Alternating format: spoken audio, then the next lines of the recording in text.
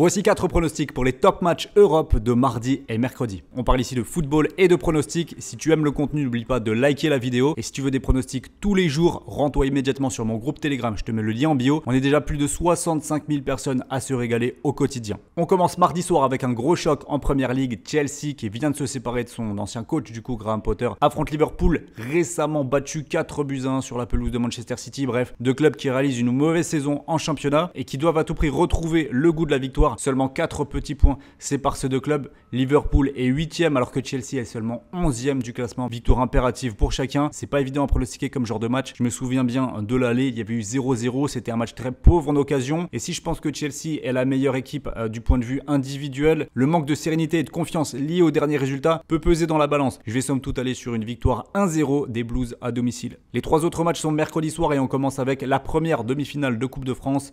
Nantes et Lyon s'affrontent pour une place au Stade de France. Ces deux invités un peu surprises, on les imaginait pas aussi haut avec une saison très irrégulière et ils n'ont pas préparé du tout de la même manière cette rencontre puisque le week-end dernier, Nantes a été sévèrement corrigé par Reims à domicile alors que Lyon est allé gagner sur la pelouse du Parc des Princes contre le PSG 1-0. Niveau confiance, il y a donc clairement un boost côté lyonnais qui fait de la Coupe de France un objectif majoritaire pour cette saison étant donné qu'ils sont largués en championnat et que leurs performances tout au long de la saison ont été décevantes. Je pense qu'ils ont largement les moyens de se mobiliser sur un match pour aller sortir cette équipe nantaise qui a des bons joueurs, qui est capable elle aussi de se mobiliser sur une rencontre en 90 minutes pour élever son niveau de jeu. Je donne un léger avantage quand même à l'Olympique lyonnais. Alors peut-être pas sur une victoire en 90 minutes, c'est fort probable que ça aille au tir au but. Je rappelle qu'il n'y a pas de prolongation en Coupe de France, 90 minutes sec, ensuite directement tir au but.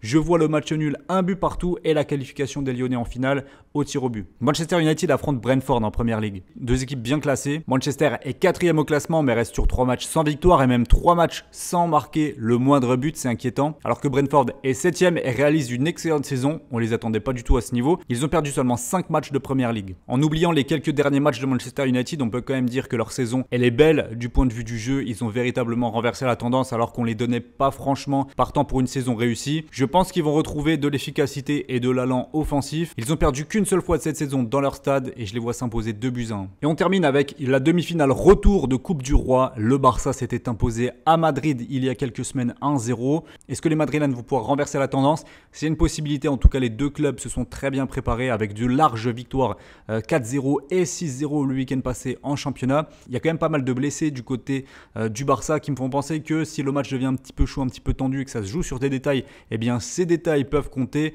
Pedri, De Jong, Dembélé, même si le retour de Lewandowski et d'Ansu Fati également buteur le week-end passé en forme va compter, je pense qu'on n'est pas à l'abri d'une petite surprise. En tout cas, je vois que beaucoup donnent le Barça largement favori. Ils ont gagné le match aller à l'issue d'une rencontre assez pauvre en occasion et même en jeu. Donc je pense que ça va être un scénario de match similaire au retour. Je vais dire match nul un partout et donc une qualification quand même à l'arraché du Barça. Je vais terminer la vidéo en vous donnant un ticket pari sportif à tenter sur ces 4 matchs-là. Je vais tenter le nul en sec entre le Barça et le Real Madrid, c'est coté à 3,30. Merci à tous d'avoir visionné la vidéo. Si vous êtes encore là, n'oubliez pas le pouce bleu, c'est très important. Et moi, je vous dis à très bientôt sur YouTube et les réseaux pour d'autres contenus pronostics. Ciao, ciao.